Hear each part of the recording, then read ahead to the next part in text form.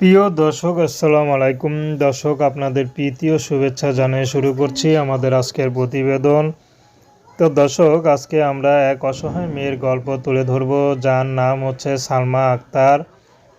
সালমা আক্তারের বাবা নেই, মা আছে, ছোট একটা ভাই আছে।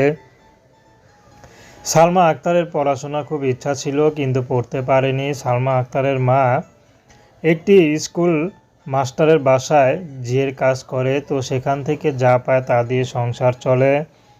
তো সালমা আক্তারের বিয়ে শাদী হচ্ছে না, এই জন্য মূলত ইউটিউবে এসেছেন। সালমা আক্তার গৃহস্থ ঘরের মেয়ে।